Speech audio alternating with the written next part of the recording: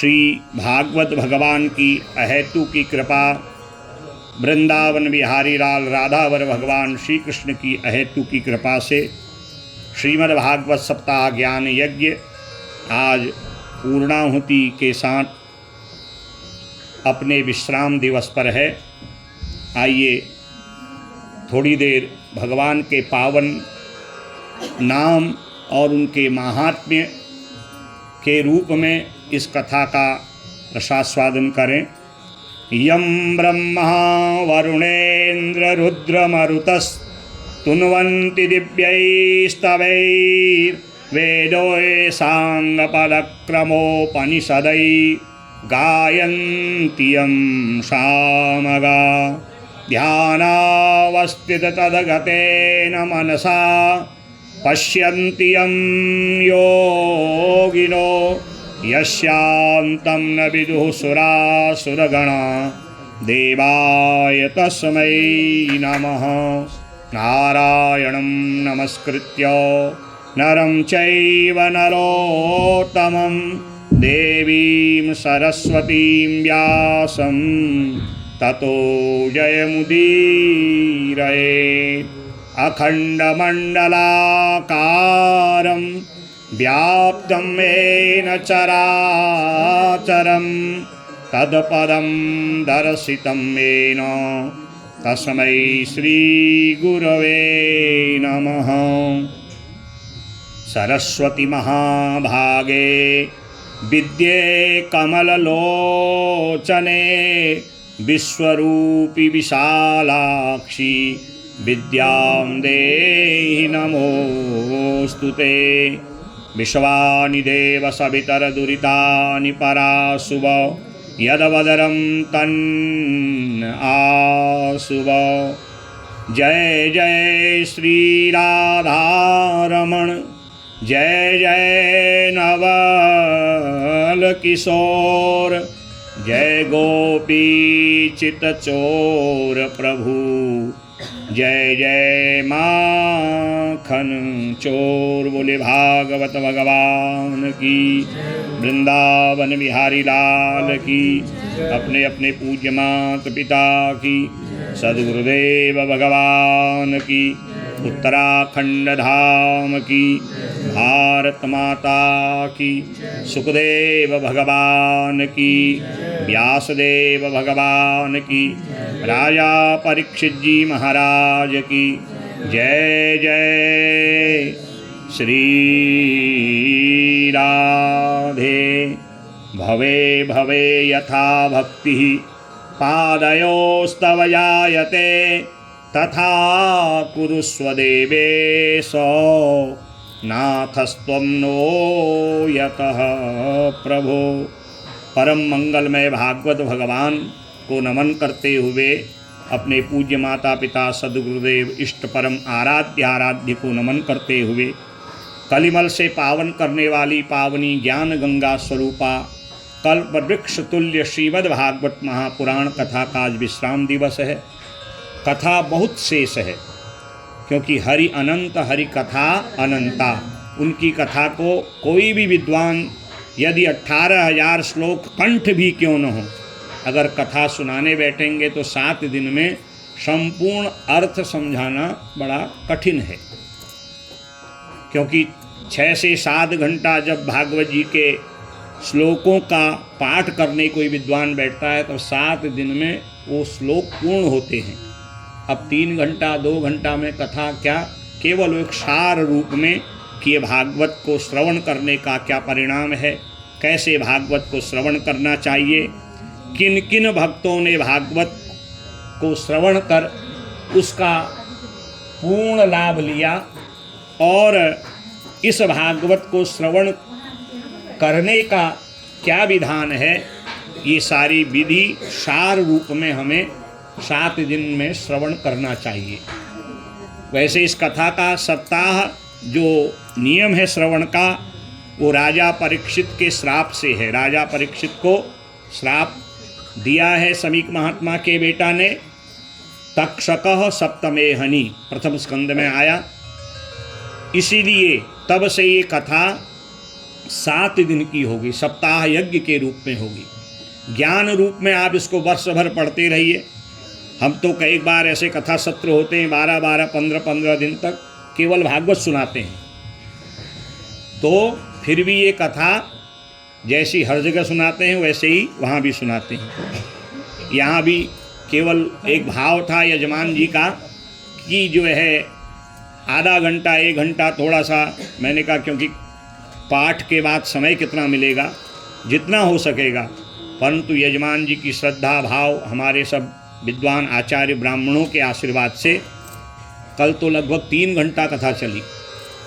तो मैंने प्रयास किया कि मैं सरलता से आपको इस कथा को सुनाऊं, जो कि इस कथा में अभी कोई संगीत भी नहीं है।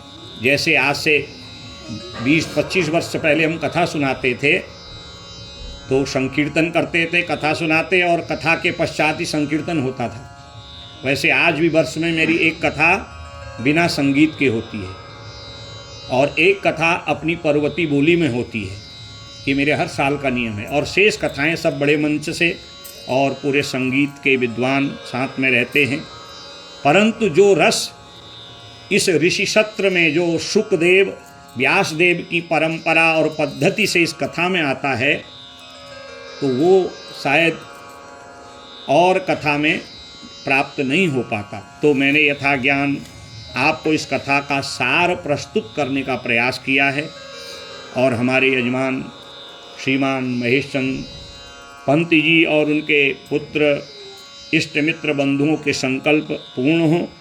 कल के प्रसंग में राजा परीक्षित ने भगवान सुखदेव के मुखारबिंद से भगवान के दिव्य चरित्र सुने कि भगवान ने कैसे इंद्र को क्षमा किया और फिर भगवान किन किन लीलाओं को वृंदावन में करते हैं और कैसे भगवान ने रास महारास का आयोजन किया।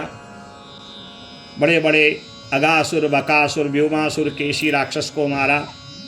कंस ने अक्रूर जी को भेजा। भगवान श्री कृष्ण बलभद्र को लेके भगवान जब वृंदावन से आते हैं तो वहाँ माँ यशोदा ब्रजवासियों की, ब्रजबामाओं की विरह की क्या स्थिति थी, कंस को कैसे मारा, ये सारा वर्णन सुनाया।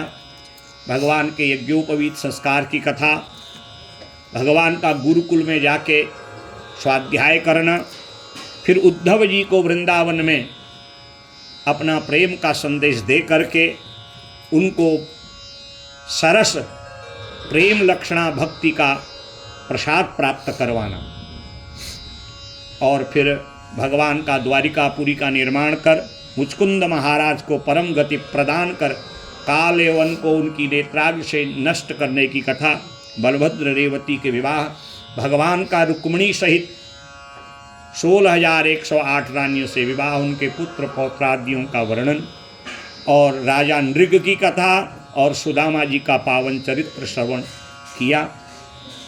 और आज सुखदेव कहते हैं, राजन तुमने जिस प्रकार मनोभाव से इस कथा को सुना है, मुझे विश्वास है कि तुम्हें मेरे गोविंद के चरणारविंद से मुखारविंद का दर्शन और उनके स्वरूप का आनंद प्राप्त हो रहा होगा।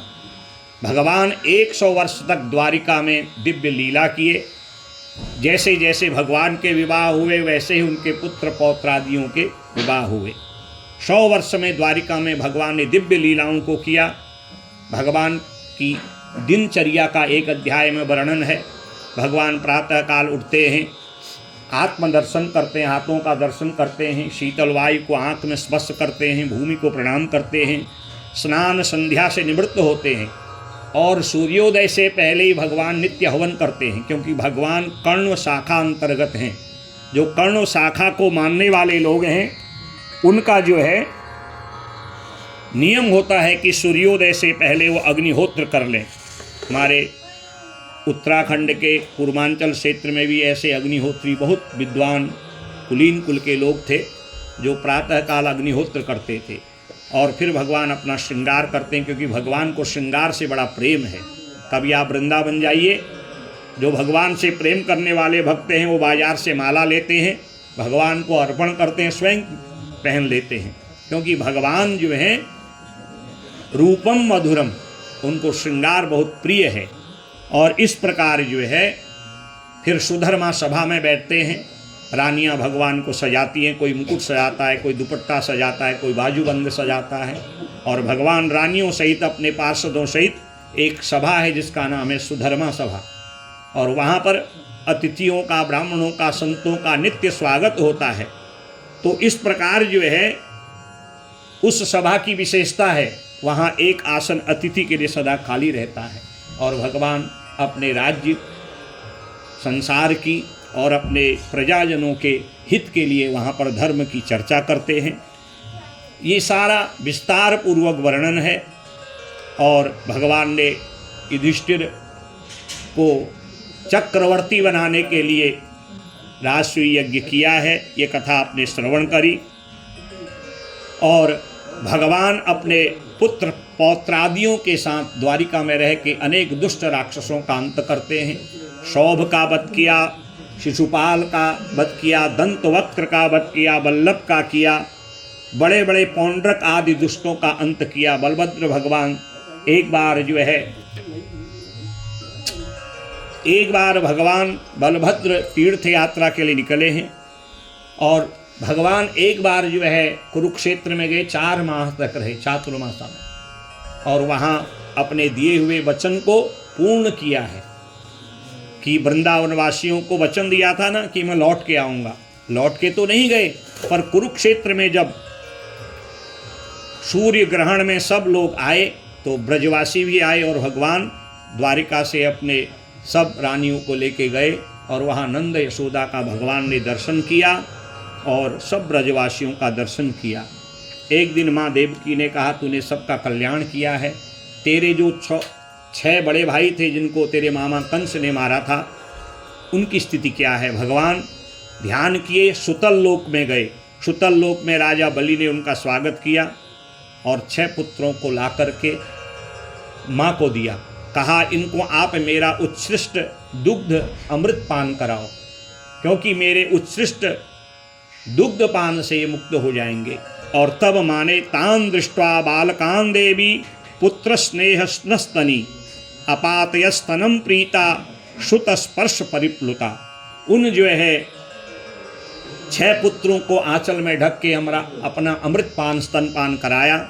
भगवान का उत्कृष्ट अमृत प्राप्त करके आज ये जो 6 के 6 वसुरूपी जो भगवान के बड़े भाई हैं, ये परम गति को प्राप्त हो गए। इस प्रकार भगवान ने सभी के संकल्पों को पूर्ण किया, दिव्य लीलाएं की हैं। 10वें स्कंद को विश्राम दिया। 11वें स्कंद में यदुवंशियों को श्राप देने की कथा है। पिंडारक क्षेत्र में बड़े बड़े महात्मा आए, अत्रि आए, वशिष्ठ आए, कर्तु आए, विश्वामित्र, जमदग्नि आदि भगवान का ध्यान करने के लिए बैठे हैं। तो देखिए, जब भीड़ अधिक होती है तो थोड़ा कलह होता है, और कलह को शांत करने का उपाय है कि आप भजन करिए, सत्संग करिए, भगवान की चर्चा करिए। ये उदाहरण यहाँ पर आज के समाज के हिसाब से सही है, क्योंकि हम लोग समाज को तो जोड़ लेते हैं, चाहे वो विवाह का उत्सव है या कोई अलग अलग प्रकार के आजकल पार्टियाँ चलती हैं, पर उनका परिणाम क्या है? कुछ नहीं। पहले लोग ब्याह में जाते थे, काम भी करते थे, सहयोग भी करते थे।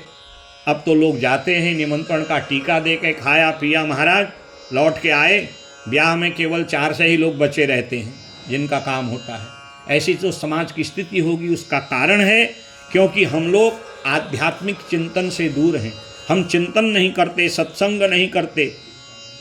अगर समाज को जोड़ना है, समाज को जोड़ने के लिए सत्संग की परम आवश्यकता है।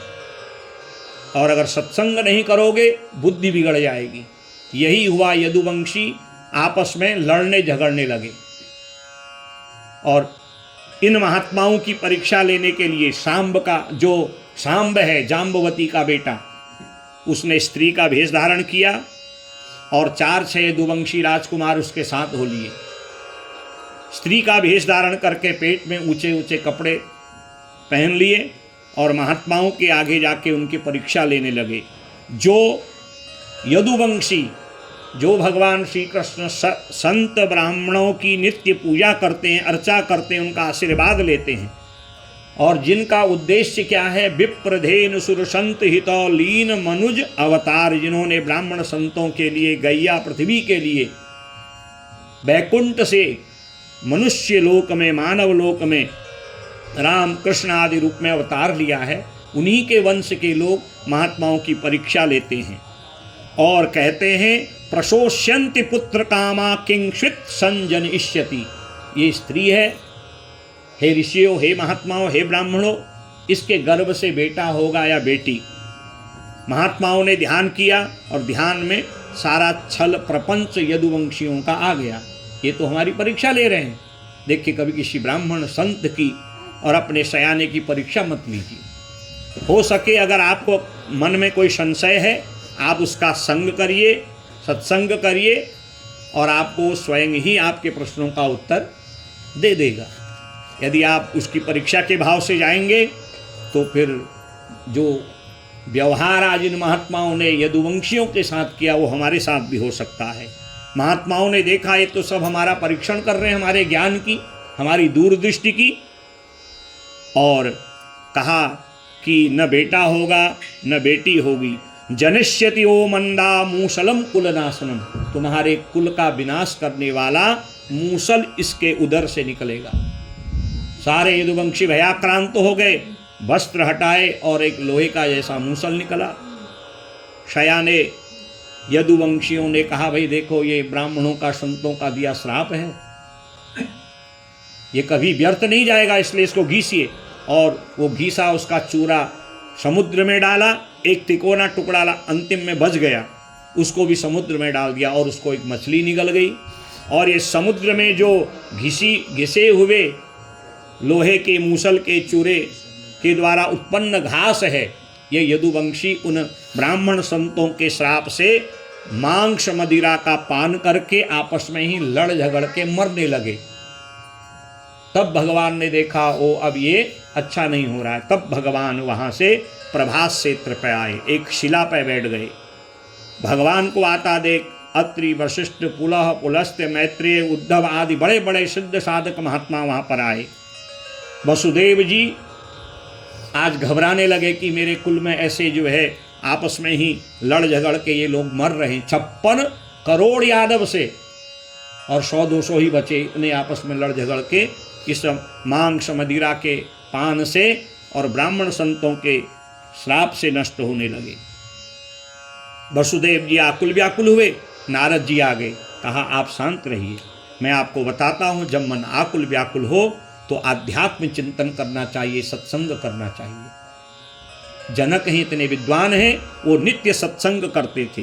जो सत्संग उन्होंने 9 योगेश्वरों के साथ किया, ये 9 योगेश्वर पंचम स्कंद की कथा मैंने आपको निवेदित की थी।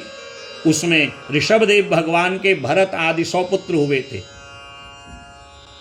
और उन 100 पुत्रों में जो 9 पुत्र हैं, कवि, हरि, अंतरिक्ष, प्रबुद्ध, पिप्पलायन, आविर्हो, द्रुमिल, करभाजन और चमस, ये 9 पुत्रों के साथ जो जनक जी ने सत्संग किया, मानव तन की महत्ता को समझा। आप भी अंतिम समय में यही करिए। कौन क्या कर रहा है, इस कलह में रहेंगे तो आपका अगला जन्म बिगड़ जाएगा। नारद जी के बताए अनुसार वसुदेव जी ने अंतिम समय में भगवान का जो है सत्संग किया। दुर्लभो मानुषो देहो देहिनाम क्षणभंगुरः तत्रापि दुर्लभम मन्ये वैकुंठ प्रिय दर्शनम। 9 योगेश्वरों से जो जनक जी ने प्रश्न किया, वही नारद जी से वसुदेव जी ने किया, उनको भागवत का उपदेश दिया। और भगवान प्रभास क्षेत्र में आए, और प्रभास क्षेत्र में भगवान ने आज उद्धव आदि को दिव्य ज्ञान दिया है। और बड़ी लंबी कथा है इसमें, दत्तात्रेय जी और उनके 24 गुरुओं की दिव्य कथा है।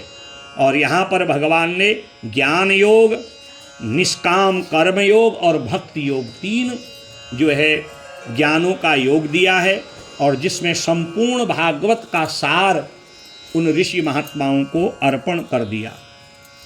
आज उद्धव आदि महात्मा सब आकुल व्याकुल हैं, क्योंकि भगवान अब इस धराधाम का त्याग करने वाले हैं। क्योंकि ऋषि ब्राह्मणों ने श्राप दिया है कि तुम्हारे यदुकुल का विनाश होगा, तो भगवान भी यदुकुल के हैं। और भगवान उद्धव जी से कहते हैं कि आप जाइए और मार्ग में आपको विदुर मिलेंगे, जो ज्ञान भागवत का मैंने प्रदान किया यहाँ 3 योगों में। विदुर जी को मैत्रेय जी के आश्रम हरिद्वार में भेजना, और मैत्रेय जी से कहते हैं आप इसी ज्ञान को मेरे प्रिय उद्धव के द्वारा प्रेरित आपके आश्रम में आए हुए विदुर महाराज को प्रदान करना। और उद्धव तुम साथ साथ मेरा एक कार्य करना, मेरी इन चरण पादुकाओं को बद्रीनाथ में रखना। आज उद्धव जी बड़े आकुल व्याकुल हुए, जो भगवान को एक क्षण नहीं छोड़ सकते थे। इधर भगवान ने ध्यान किया है, और ये तिकोना जो लोहे का टुकड़ा है, एक मछली निकली, जरा नाम के व्याध ने उसको अपने बाण पर लगा दिया, और ये शिकार खेलने के लिए उधर प्रभास क्षेत्र की ओर आया। भगवान ने देखा थोड़े ही दिन बचे, 1 सप्ताह दिन बचा है, ऋषियों का ब्राह्मणों का श्राप पूर्ण होने वाला है। तो आज भगवान ने अपने सारथी दारुक को कहा जाइए आप द्वारिका, और द्वारिका में जितने बचे लोग हैं उनसे कहना 7वें दिन यह द्वारिका डूब जाएगी, और जिसको जैसे अपनी सुरक्षा करनी है करिए। दारुक बहुत आकुल व्याकुल हुए, और इधर भगवान ध्यान मुद्रा में बैठे हैं। भगवान अपने बाएं पांव के ऊपर अपना दायां पांव रखे हुए हैं, और प्रातः काल की भोर बेला में जब दारुक जी पहुँचे, यदुवंशियों ने जो है समाचार श्रवण किया। भगवान बलभद्र उठ करके सीधे प्रभास क्षेत्र समुद्र में प्रवेश किए, क्योंकि भगवान बलभद्र शेष के अवतार हैं, वो तो समुद्र में ही रहते हैं।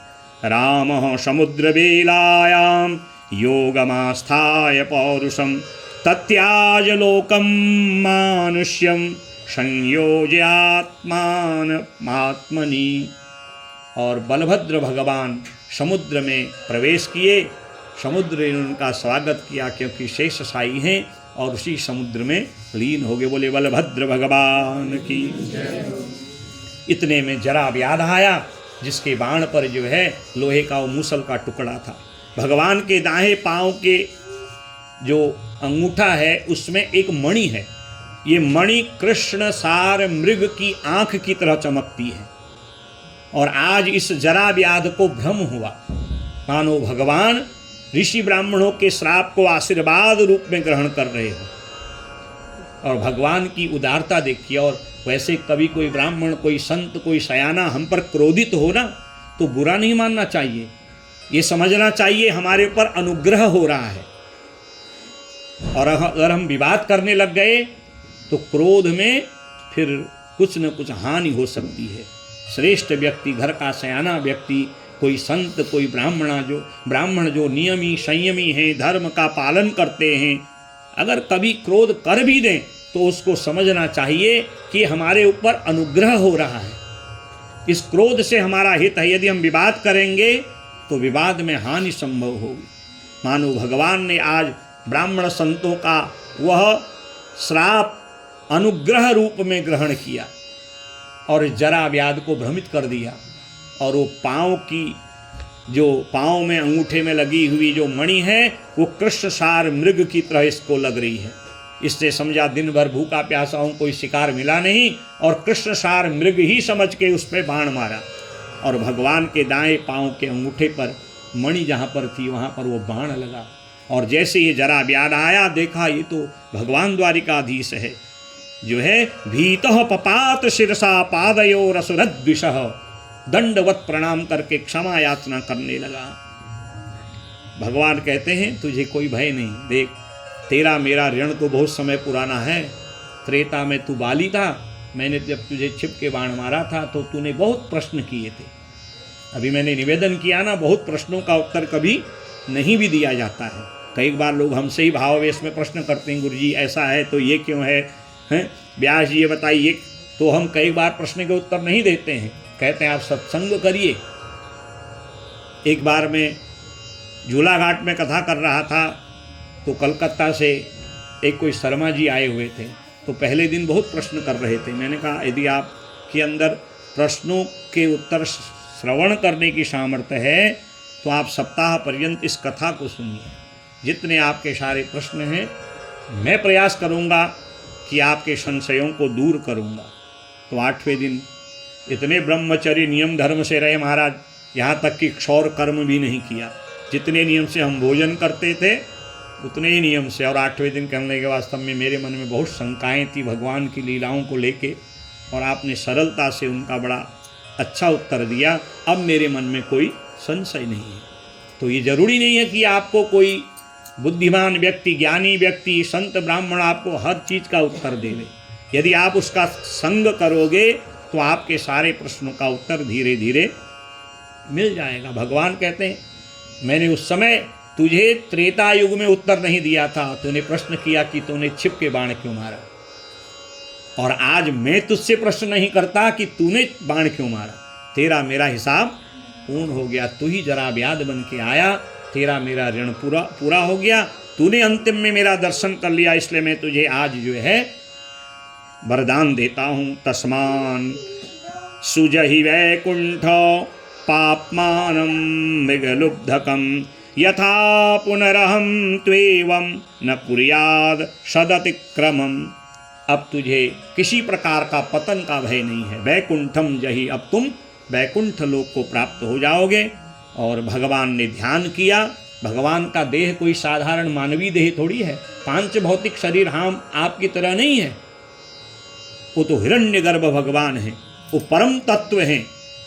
जैसे सोना, अगर थोड़ा सा कोई जेवर उसमें कोई त्रुटि हो जाए, वो टूट फूट जाए, लोग फेंक थोड़ी देते हैं, फिर ले जाते हैं, थोड़ा सोना बढ़ाते हैं और फिर बढ़िया गहना बन जाता है। सोना कभी नष्ट नहीं होता। तो वैसे ही परमात्मा का जो देह है वो देदीप्यमान तेजोमय देह है। एक दिव्य गोलोक से भगवान रहते हैं। गोलोक में, गोलोक से विमान आया जिसमें शंख घंट घड़ियाल बज रहा है, और राधा रानी इसमें विराजमान हैं। गाय हैं, बछड़े हैं, भगवान के गो सेवक हैं। और भगवान उस विमान में बैठ के हे राजा परीक्षित अपने जो है दिव्य लोक को लोकाभिरामां स्वतनुं धारणा ध्यान मंगलम योग धारणया ग्रेया दग्ध्वा धाम विशत्स्वकम। और दिव्य जैसे संसार के कल्याण करने के लिए, पृथ्वी का भार उतारने के लिए, ब्राह्मण संतों के समस्त क्लेश कष्ट दुखों को दूर करने आए थे। और जब कार्य पूर्ण हुआ 125 वर्ष के पश्चात जैसे आए थे वैसे ही अपने गोलोक को प्रस्थान कर गए। बोली द्वारिकानाथ भगवान की, अनंत कोटि ब्रह्मांड नायक भगवान की जय जय श्री राम। मनुष्य हैं, उनके मन में तो यही लगता है कि भगवान हमको छोड़ के चले गए। भगवान तो भागवत रूप में सदा कलयुग में हर भक्त के अंदर हैं। और इधर वसुदेव देवकी ने भगवान के वियोग में अपने प्राणों का त्याग किया। सुखदेव कहते हैं राजा परीक्षित, ये 11 स्कंद को विश्राम देकर के मैं 12वें स्कंद में तुम्हें कलयुग का धर्म बताता हूँ। जैसे ही भगवान इस धराधाम का त्याग करके गए उसी दिन कलयुग प्रवेश कर गया, और उसी कलयुग ने तेरी बुद्धि बिगाड़ी। तूने ब्राह्मण का अपराध किया, समीक महात्मा के गले में मरा हुआ सर्प डाला। तो कलयुग बुद्धि किसकी बिगाड़ता है? कलयुग माने कलह का युग, भाई भाई का युद्ध, पिता पुत्र का कलह, पति पत्नी का कलह, अड़ोसी पड़ोसी का कलह। जहाँ भी कलह हो समझ लो कलयुग आ गया है। इस कलयुग को दूर करने का सरल उपाय है कि आप नित्य जो है रामायण की चौपाइयाँ पढ़िए, भागवत की कथाओं को सुनिए। कुछ भी नहीं है, हरे राम राम राम हरे हरे, हरे कृष्ण कृष्ण कृष्ण हरे हरे। क्रोध आए तो इसी मंत्र को बोलिए। भूख लग रही है, घर में व्यवस्था नहीं है, तो बहू बेटा आदि पर क्रोध करने की आवश्यकता नहीं है, बस इसी मंत्र का भजन करिए। और ये अगर कठिन लगे, ओम नमो भगवते वासुदेवाय, इसी मंत्र का श्वास क्रिया से जप करिए तो मन में शांति भी मिलेगी, किसी से विवाद भी नहीं होगा, और कलयुग के प्रभाव से भी हम बच जाएंगे। और भागवत जी में एक नियम है कि जब हम भागवत श्रवण करें तो एक दुर्गुण छोड़ना है और एक सद्गुण ग्रहण करना है।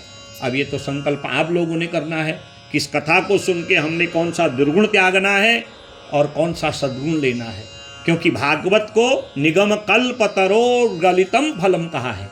ये कल्प वृक्ष है, इसके आश्रय में आने वाला कभी निराश नहीं होता। अब आप कहेंगे महाराज 7 दिन तक तो हमने सुना, हम जैसे थे वैसे ही रह गए, आप तो कह रहे थे सब कुछ मिलता है। तो आपने दुर्गुण कितने छोड़े? यदि आप दुर्गुण छोड़ के भागवत धर्म का पालन करेंगे, भागवत के 3 धर्म हैं तितिक्षा, करुणा, मैत्री, इसके अनुसार जीवन जिएंगे तो आपके लिए भागवत जो है कल्प वृक्ष तुल्य हो जाएगा। जो आप सोचेंगे वो आपको प्राप्त होगा। इसलिए राजन, कलयुग का प्रभाव उन व्यक्तियों पर पड़ता है जो संसार के विषयों में लगे रहते हैं। फिर कहा कि 3800 वर्ष तक जो जरासंध है उसका बेटा सहदेव राजा, ऐसे आगे को जो है तंदगुप्त, चंद्रगुप्त वंश, अशोक वंश आदि 3800 वर्ष तक की कथा इसमें सुनाई कलयुग के। अभी तो कलयुग आए हुए 5000 वर्ष से ऊपर हो गए हैं और कलयुग बढ़ते रहेगा। कलयुग में कलयुग का प्रभाव बढ़ते रहेगा, लोगों की बुद्धि बिगड़ती रहेगी और 20 से 30 वर्ष अधिकतम आयु हो जाएगी जो जो कलयुग बढ़ेगा। कलयुग 4,32,000 वर्ष का है, अभी तो 5000 वर्ष है और ये स्थिति हम देख रहे हैं। जो जो कलयुग बढ़ेगा मनुष्य की आयु बढ़ेगी, 20 से 30 वर्ष की आयु हो जाएगी और 8-10 वर्ष में माता पिता बनने का सुख मिल जाएगा। अनीति, अधर्म, पाखंड, छल, द्वेष, राग ये बढ़ते जाएगा। कोई माता पिता की सेवा नहीं करेगा, गुरु का सम्मान नहीं करेगा, देवताओं का पूजन नहीं करेगा। धीरे धीरे पृथ्वी से देवता जो है अपना स्थान देवलोक की ओर बढ़ाएंगे। गंगा आदि नदियाँ अपना प्रभाव, अपनी पवित्रता कम करते रहेंगे। हम देख ही रहे हैं जो है गंगा जल आज से 40, 50, 60 वर्ष पहले कैसे था, आज कैसा है। तो धीरे धीरे जो है कलयुग अपना प्रभाव बढ़ाएगा और जब घोर कलयुग आएगा तो संभल ग्राम प्रमुख मुख्यस्य ब्राह्मणस्य महात्मनः भवने विष्णु यशस कल की प्रादुर्भविष्यति। और तब संभल गांव में सुयश ब्राह्मण के घर में भगवान नारायण कल की रूप में आएंगे। बोले कल की नारायण भगवान की। और ये कब होगा? यदा चंद्रश्च सूर्यश्च तथा तिष्य बृहस्पति एक राशो समेष्यन्ति तदा भवति तत्कृतम। जब सूर्य, चंद्रमा, बृहस्पति पुष्य नक्षत्र में आएंगे, एक राशि में आएंगे उस समय, और जब पूरब दिशा में एक साथ सप्त ऋषि उदय होंगे, ऐसी स्थिति में ये पृथ्वी में भगवान नारायण कल्कि का अवतार होगा। घोड़े पे विराजमान होके खड्ग में बैठ के 3 दिन रात्रि में अनीति, अधर्म, पाखंड करने वाले अधर्मियों की जो है विधर्मियों की, दुष्टों का अंत करके कलयुग में भगवान की जो है धर्म की स्थापना करेंगे। हे परीक्षित, भले ही कलयुग में बहुत दुर्गुण हैं, तुझे भी कलयुग ने अपना विषय बताया था, परंतु कृत यध्यायतो विष्णुम त्रेतायाम यजतो मखई द्वापरे परिचर्यायाम कलौ तदहरि कीर्तनात्। त्रेता और सतयुग में बड़े बड़े यज्ञ अनुष्ठान करने पड़ते थे। लाखों वर्ष की आयु होती थी, हजारों वर्ष तक, लाखों वर्ष तक तप करना पड़ता था। द्वापर में भगवान की लीला को श्रवण करके मुक्ति मिलती थी, परंतु कलयुग में तो बहुत सरल उपाय है, कहीं दुनियादारी छोड़ के जाना नहीं है। कलौ तदहरि कीर्तनात्, काम करते रहो, नाम जपते रहो। जो भगवान के पावन तारक नाम को जपते रहते हैं, पावन नाम का जप करते करते सारे काम करते हैं। जो काम करो, भोजन बनाओ, भजन करो। मैं भोजन भी भगवान के लिए बना रहा हूँ, बना रही हूँ। झाड़ू लगाओ, पोछा लगाओ, ऑफिस का काम करो, यात्रा करो, कुछ भी करो, सब प्रभु के लिए कर रहा हूँ। करोति यत यत सकलम परस्मै नारायणायेति समर्पयेत। सब प्रभु के निमित्त है। भगवान को हर कार्य में साक्षी मानो। कलयुग का प्रभाव तुम्हारी बुद्धि पर नहीं पड़ेगा, और जहाँ कलयुग नहीं है बस वहाँ शांति है। इसलिए राजन, कलयुग में भगवान के नाम संकीर्तन की बड़ी महत्ता है। अब तुझे क्या सुनना है? तब राजा परीक्षित कहते हैं, प्रभु आपने मेरी आकुलता व्याकुलता को आज शांत कर दिया है। जो राजा परीक्षित 7 दिन पहले आया था डरते हुए, मैं मरूंगा, मृमाणस्य किम कर्तव्यम, मरने वाले को क्या करना चाहिए, घबराया हुआ था और बड़ी विषम परिस्थिति थी, आकुल व्याकुल था। आज वह 7 दिन की भागवत सुन के कहता है बस मुझे अब कुछ नहीं सुनना है। सुखदेव जी ने अंतिम उपदेश दिए, घटे भिन्ने यथाकाशो आकाशो स्यात् यथा पुरा एवं देहे मृते जीवो ब्रह्म संपद्यते पुनः। ये 5 स्थूल है, पृथ्वी जल तेज वायु आकाश, जिससे पृथ्वी का निर्माण होता है। मन चित्त बुद्धि अहंकार मिल जावे तो 25 तत्वों का ये शरीर बनता है। जब मृत्यु होती है ये तत्व अपने आप में विलीन हो जाते हैं और जो शरीर ने अच्छा बुरा किया है उसके अनुसार वह स्वर्ग नरक आदि आता है। और जो आत्मा है वो परमात्मा का विशुद्ध भाव अंग है। इसलिए इस शरीर में आत्मा जब आवे अर्थात जब ये मानव तन मिले, प्रयत्न करना चाहिए, हमें सत्कर्म करना चाहिए, क्योंकि शरीर से आत्मा का कोई वैसे संबंध नहीं है। हाँ, बिना शरीर के आत्मा रह नहीं सकती, इसलिए आत्मा कार्य कारण से परे है, व्यक्त अव्यक्त से परे है। तू अलग है और ये शरीर अलग है। हम कहते हैं ना मेरा, तो मेरा कहने वाला मैं कौन है, अर्थात मैं कोई और है, मेरा कोई और है। इसलिए उस मैं को जो जान जाते हैं बस उनको सद्गति मिलती है। राजन, अब तुझे निर्भय हो जाना चाहिए। क्या चाहिए? तब राजा हाथ जोड़ के भाव विभोर होके कहते हैं, सिद्धोस्मिनुगृहीतोस्मि भवता करुणात्मना भवता दर्शितम क्षेमम परम भगवतः पदम। आपने इस भागवत को सुना करके मेरे प्रभु के मुझे साक्षात्कार दर्शन करा दिए। मैं उनकी लीलाओं में इतना डूब गया, बस उनके अलावा और किसी को नहीं देख रहा। अब मैं वो परमात्मा के स्वरूप में हूँ, परमात्मा मेरे स्वरूप में है। उभयोर अंतरम नास्ति। अब कोई अहम ब्रह्म, मैं ही वही पर ब्रह्म हूँ। मेरे अंदर अब किसी प्रकार का जो है कोई डरने का भाव नहीं है, किसी प्रकार की आकुलता नहीं, व्याकुलता नहीं। भवता दर्शितम क्षेमम। आपने जो भागवत के द्वारा मेरा कल्याण किया है, परम भगवतः पदम, उस भागवत से मुझे भगवान का साक्षात्कार हो गया। बोले भागवत भगवान की। सुखदेव भगवान जैसे आए थे भागवत का श्लोक बोल के, वैसे ही राजा परीक्षित के सर पे हाथ रख गए, तेरे संकल्प पूर्ण हो। और जन्माद्यस्य यतोन्वयादितरतश्चार्थे सविज्ञ स्वराट कहते हुए राजा परीक्षित को आशीर्वाद दे करके उसके मनोरथ को पूर्ण करके भागवत उपदेश से भगवत स्वरूप प्रदान करके वहाँ से अंतर्धान हो गए। बोले सुखदेव भगवान की। राजा आनंदित है, प्रफुल्लित है, अपने आप को देहाभिमान उसका नष्ट हो गया। अब उसको तक्षक का भी भय नहीं है। और उसी समय तक्षक आया ब्राह्मणों का वचन पूर्ण करने के लिए, शमीक महात्मा का श्राप पूर्ण करने के लिए। राजा के शरीर का स्पर्श किया, पर राजा तो आनंदित भाव में है। शरीर भले ही नष्ट हो गया और ज्योति निकली और परमात्मा में समाहित हो गए। बोले राजा परीक्षित जी महाराज की, भागवत भगवान की जय। जय श्री राम।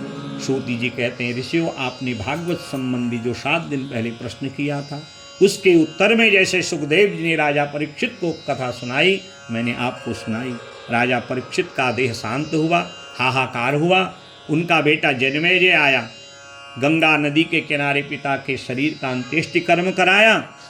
अब कुछ लोग झाड़ में चढ़ाने वाले हर जगह होते हैं। जन्मेजय को झाड़ पे चढ़ा दिया, तेरे पिता को जो है सर्पों ने मारा है। तो ये कथा विस्तार से देवी भागवत में है। जन्मेजय ने सर्प सत्र यज्ञ किया, तब वेद व्यास भगवान आए हैं, कहते हैं अरे तू ये क्या कर रहा है, क्योंकि जन्मेजय के पूर्वज हैं वेद व्यास जी। ये सर्पों को मार के, किसी जीव की हत्या करके, किसी जीव का मांस खा के, किसी जीव को काट के मार के, उसको दुख दे के, पीड़ा दे के, क्या तेरे पितर स्वर्ग जाएंगे? पुत्र किसे कहते हैं? पुण्नाम नरकात्रायते, जो अपने सत्कर्म के द्वारा, दान के द्वारा, पुण्य के द्वारा, भागवत के द्वारा, यज्ञ के द्वारा, ब्राह्मणों की सेवा के द्वारा भगवान को प्रसन्न करे। और तू ये क्या कर रहा है जीव हत्या करके? जन्मेजय तब कांप जाता है, चरण पकड़ लिए, शुद्धिकरण किया। और तब 9 दिन की देवी भागवत राजा जन्मेजय ने उस यज्ञ की शुद्धि के लिए और पिता की सदगति के लिए कहा, तेरे पिता तो अपने पुण्य से भागवत सुन के सदगति चले गए, पुत्र का भी तो धर्म है। तो इस प्रकार जो है तब राजा जनमेजय को शांति की अनुभूति हुई। मार्कंडेय महाराज के तप की और माया दर्शन की कथा इसमें आती है। और फिर जो है 12 माह के 12 सूर्यों का वर्णन है और एक अध्याय में 12 स्कंद की संक्षेप कथा है। सूती जी कहते हैं यदि कोई भागवत को संपूर्ण किसी कारण से न सुन पावे, 12वें स्कंद का 12वां अध्याय श्रवण कर ले तो संपूर्ण भागवत श्रवण का फल मिल जाता है। पहले जो है भक्ति ज्ञान की कथा और आत्मदेव ब्राह्मण गोकर्ण की कथा है। धुंधुकारी के मोक्ष का वर्णन, भागवत महात्म्य। प्रथम स्कंद में 19 अध्याय हैं जिसको अधिकारी कहा जाता है और ऋषियों के प्रश्न हैं। नारद जी का आकर के वेद व्यास जी को भागवत जो है ग्रंथ की रचना का निर्देश है, चतुश्लोकी भागवत का निर्देश है। और राजा परीक्षित के जन्म का वर्णन, भीष्म पितामह की सदगति का वर्णन और राजा परीक्षित के जन्म होते ही पांडवों का अपने उत्तराखंड से आगे बद्रीनाथ के द्वारा सदगति का वर्णन है। और राजा परीक्षित का चक्रवर्ती सम्राट बन करके शमी के पुत्र द्वारा स्थापित होने की कथा। द्वितीय स्कंद में 10 अध्याय हैं जिसको ज्ञान लीला कहा है। सुखदेव जी का परीक्षित महाराज जी से मिलन, अपने श्राप का कारण बताना और ज्ञान लीला में चतुश्लोकी भागवत और भागवत का महत्व और भागवत के 10 लक्षणों की कथा। तृतीय स्कंद में सर्ग कथा में विदुर मैत्रेय प्रसंग में सृष्टि के निर्माण का वर्णन, वराह अवतार, कपिल अवतार और 9 अध्यायों में कपिल गीता की कथा है। दसम और तत्पश्चात चौथे स्कंद में विसर्ग में 4 प्रकरण हैं, धर्म अर्थ काम मोक्ष। धर्म प्रकरण में शिव सती दक्ष की कथा। अर्थ प्रकरण में 5 अध्याय जिसमें परम भागवत ध्रुव जी का वर्णन है। काम प्रकरण में भगवान पृथु नारायण अवतार की कथा, सनत कुमारों के द्वारा पृथु भगवान को भागवत उपदेश की कथा। और मोक्ष प्रकरण में नारद जी के द्वारा प्रचेताओं को प्राचीन वर्य को रुद्र गीता के ज्ञान की कथा, पुरंजन की कथा। 5वें स्कंद में 26 अध्याय हैं और ये कथा ज़्यादा गद्यात्मक है। प्रियव्रत का चरित्र, ऋषभदेव अवतार, भरत जी की कथा, 9 योगेश्वरों का वर्णन और खगोल भूगोल भवाटवी नरकों का वर्णन। 6ठे स्कंद में अजामिल की कथा, प्रचेताओं का वर्णन, नारद जी को दक्ष के द्वारा दिए हुए श्राप का वर्णन, चित्रकेतु और वृत्तासुर की कथा है। 7वें स्कंद में परम भागवत प्रहलाद जी का चरित्र, नृसिंह अवतार का दिव्य चरित्र और वर्णाश्रम चतुष्टय की कथा। 8वें स्कंद में जो 24 अध्याय हैं उनमें 14 मनवंतरों में भगवान के अवतार का वर्णन, गजेंद्र मोक्ष की कथा, हरिनारायण अवतार का वर्णन, वामन अवतार, समुद्र मंथन की कथा, कच्छप नारायण, मोहिनी नारायण, इस प्रकार दिव्य चरित्र मत्स्य नारायण अवतार का वर्णन। फिर 9वें स्कंद में 24 अध्याय हैं जिसमें वंशानुचरित है। भगवान ब्रह्मा के नाभि से कमल जो नारायण के नाभि से कमल निकले उसमें ब्रह्मा जी प्रकट हुए और ब्रह्मा जी ने संकल्प करके कैसे सृष्टि बनाई और उसमें सूर्यवंश, चंद्रवंश, कुरुवंश का वर्णन एक अध्याय में और विशेष करके एक श्लोक में रामचरित्र है, मानधाता अम्बरीश की कथा है। और 10वें स्कंद में जो भागवत का हृदय कहा जाता है 90 अध्याय हैं, पूर्वार्ध और उत्तरार्ध 2 उसके भाग हैं और भगवान श्री कृष्ण के अवतार संबंधी प्रश्न हैं।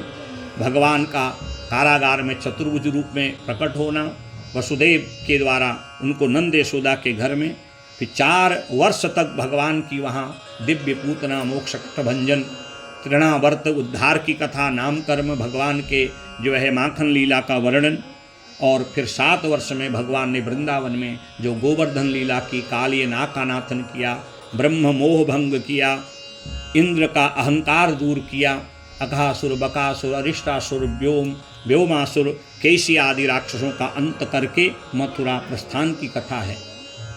और मथुरा में जाके धनुष भंग करना, कंस आदि को मारना और फिर यज्ञोपवीत संस्कार और गुरुकुल में जाके गुरु दीक्षा लेने की कथा है। और उद्धव जी को ब्रज में भेज के अपनी ग्वाल वाल गोपी और ब्रजवासियों के कुशल क्षेम का वर्णन और परम प्रेम लक्षणा भक्ति की कथा है। और फिर 100 वर्ष भगवान ने द्वारिका में जो लीला की आपने श्रवण किया, द्वारिकापुरी की रचना, कालयवन को मुचकुंद के नेत्राग्नि से नष्ट कराना, रेवती का बलभद्र के साथ ब्याह होना, भगवान के रुक्मिणी सहित 16,108 जो है विवाहों की कथा, उनके पुत्र पौत्रादियों का वर्णन, नृग चरित्र, सुदामा जी का चरित्र और भगवान के दिनचर्या का वर्णन। 11वें स्कंद में पिंडारक क्षेत्र में जो आपने अभी कथा सुनी, ऋषियों के द्वारा ब्राह्मणों के दिए हुए श्राप, यदुवंशियों को ग्रहण करना और 9 योगेश्वरों की कथा, दत्तात्रेय भगवान के दिव्य 24 गुरुओं का वर्णन, अवधूतोपाख्यान इसको कहा जाता है। और भगवान के द्वारा प्रभास क्षेत्र में उद्धव, मैत्रेय आदि को 3 योगों का ज्ञान और भागवत में प्रवेश करने का वर्णन, और स्वयं इस लोक का त्याग कर अपने गोलोक को प्रस्थान करने का दिव्य कथा है। 12वें स्कंद में कलयुग का वर्णन है, कलयुग का धर्म है और राजा परीक्षित को मोक्ष अंतिम उपदेश दे करके मोक्ष धाम तक पहुंचाने की दिव्य कथा है।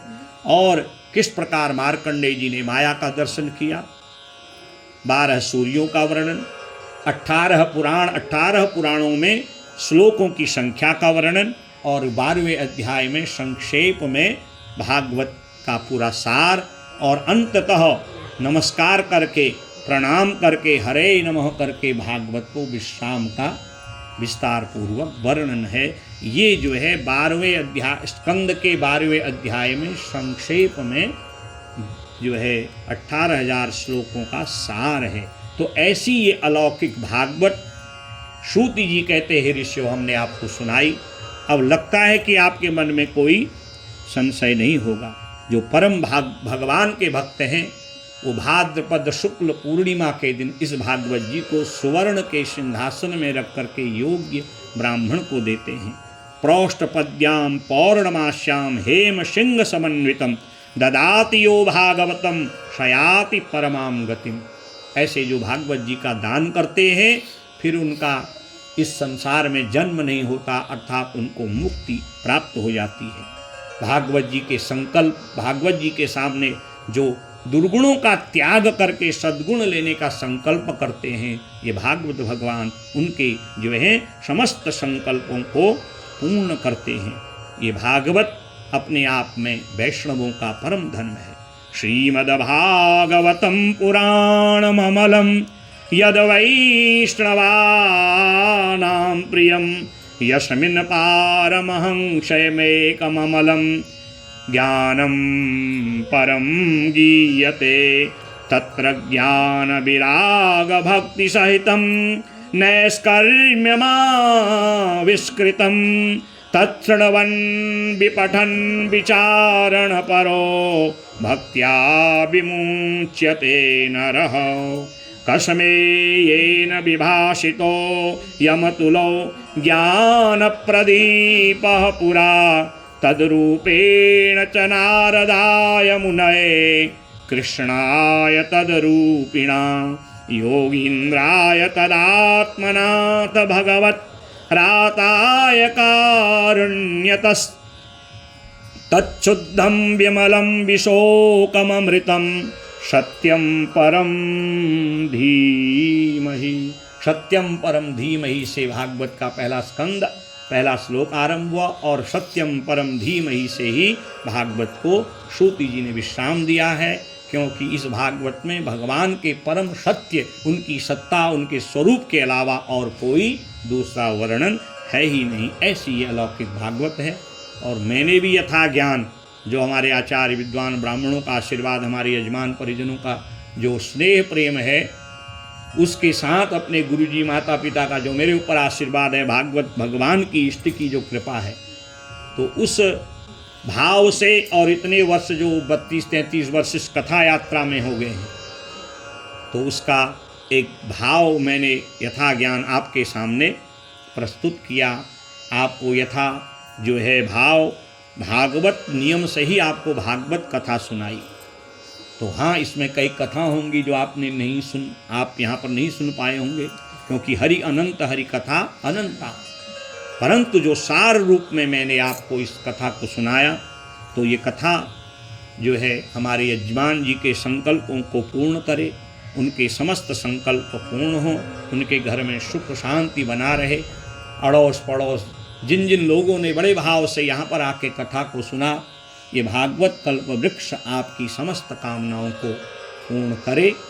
और भागवत जी में लिखा है कि भागवत श्लोकों को सुनते सुनते उच्चारण भी करना चाहिए।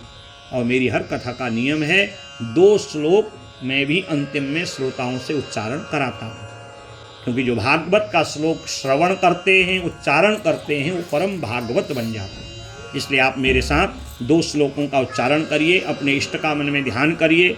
मेरे बेणी माधव, क्योंकि ये माघ का महीना है, बेणी माधव भगवान राधा कृष्ण का, वृंदावन बिहारी लाल का, लक्ष्मी नारायण का मन में भाव करिए और मेरे साथ श्लोकों का उच्चारण करिए, फिर कथा को विश्राम दिया जाएगा। ओम हरे नमः। भवे भवे यथा भक्ति पादयोस् तव जायते तथा कुरुष्व देवेश नाथस्त्वं नो यतः प्रभो नाम संकीर्तनं यस्य सर्वपाप प्रणाशनं प्रणामो दुःख शमनस् तं नमामि हरिं परम। ओम हरये नमः। बोले भागवत भगवान की जय जय श्री। ऐसी ये परम अलौकिक भागवत है कि जिन भगवान के नाम संकीर्तन करने से समस्त पाप दूर होते हैं, मैं उन भगवान श्री हरि नारायण को, वेणी माधव को, लक्ष्मी नारायण को, वृंदावन बिहारी राधावर को प्रणाम करता हूँ। ऐसी यह अलौकिक भागवत मैंने यथा ज्ञान आपको सुनाई। हमारे यज्ञ के आचार्य ब्रह्मा जी, मेरे सभी सहयोग, विद्वान ब्राह्मणों का बड़ा सहयोग इसमें रहा, और हमारे यजमान जी का स्नेह प्रेम, क्योंकि अगर श्रोता ही न हो, वक्ता किसको कथा सुनाए। तो कहते थे गुरु जी, मैं तो समझ रहा था आप थोड़ी देर सुनाओगे, आपने जो सुनाया इतना आनंदाभिवर्षण कर दिया, तो आज मुझे इसका वास्तव जो है स्वरूप पता चल रहा है। कह रहे थे कि अगर ऐसा पता होता मैं तो टेंट लगा के बड़ा ठाट बाट से भागवत कराता। मैंने कहा एक बार सुन लिया, अब कक्षा 1 में चले गए हैं, अब बोर्ड की परीक्षा होगी तो एक दिन ये भी हो जाएगा। ऐसे ही जो है ये भागवत संकल्प को पूर्ण करें, और जो बहुएं हैं खूब सेवा आपकी करें, बेटे आपकी आज्ञा का पालन करें, अड़ोसी पड़ोसी मित्र इष्ट जो हैं सभी स्नेह भाव से रहें, सभी ब्राह्मणों का आपको आशीर्वाद मिलता रहे। और मैं इस भागवत का एक व्यास होने के नाते आप सभी लोगों को, यजमान परिवार सहित सभी श्रोताओं को हृदय से, सभी आचार्य विद्वान ब्राह्मणों की ओर से आशीर्वाद देना चाहता हूँ। इस यज्ञ में सब बड़े बड़े विद्वान, एक खुद हमारे जो आचार्य पांडे जी हैं, खुद कथा करते हैं, हमारे डॉक्टर राजेंद्र पांडे जी मेरे सहयोगी, हमारे रमेश पांडे जी हैं, कमल जी, ये सब ब्रह्मा जी, ये सब अच्छे अच्छे विद्वान हैं। और ये कभी कभी ऐसा संयोग होता है, और ये कब होता है? जब भगवान की कृपा होती। जहाँ पर कृपा राम के होई, तहाँ पर कृपा करही सब कोई। तो आज आपके पितर भी तृप्त हो रहे होंगे, तो मैं सभी ब्राह्मण आचार्य देवताओं की ओर से सभी को आशीर्वाद हृदय से देता हूँ। सर्वे भवन्तु सुखिनः, सर्वे सन्तु निरामया, सर्वे भद्राणि पश्यन्तु मा कश्चित् दुःख भाग् भवेत्। भागवत के मुख्य 5 फल हैं: निर्भयता, निसंदेहता, हृदय में प्रभु दर्शन, शब में प्रभु दर्शन और परम प्रेम। तो जिसने जिस भाव से इस भागवत को सुना, मेरे गोविंद आपके समस्त संकल्पों को पूर्ण करें। इतना कहते हुए वाणी को विश्राम देता हूँ, और एक संकीर्तन, उसके बाद फिर व्यास पूजन, पुस्तक पूजन, फिर आरती होगी। और आप भी यहाँ पर से व्यास गद्दी से प्रसाद अवश्य लें और जो भंडारे में बना महाप्रसाद है उसको ग्रहण करके ही यहाँ से जाएं। बोलिए भागवत भगवान की। श्रीमन्नारायण नारायण हरि हरि श्रीमन्नारायण नारायण हरि हरि श्रीमन्नारायण नारायण हरि हरि श्रीमन्नारायण नारायण हरि हरि भजमन्नारायण नारायण हरि हरि भजमन्नारायण सब गाइए भजमन्नारायण नारायण हरि हरि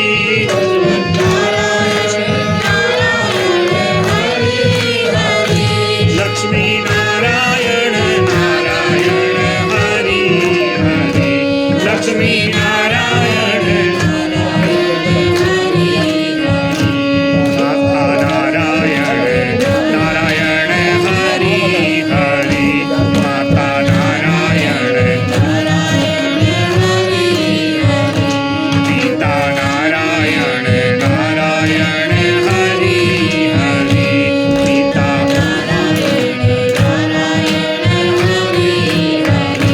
गुरु नारायण नारायण हरि हरि गुरु नारायण नारायण हरि हरि गुरु नारायण नारायण हरि हरि गुरु नारायण नारायण हरि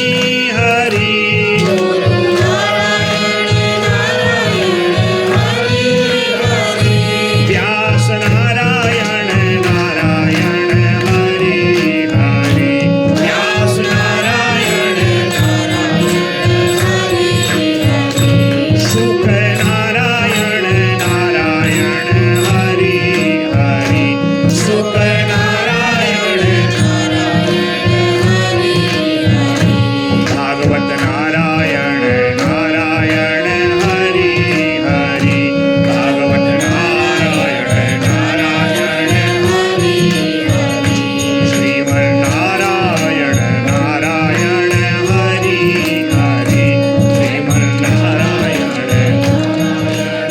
हरि हरि बोले भागवत भगवान की। वृंदावन बिहारी लाल की जय जय श्री राम सत्य सनातन धर्म की।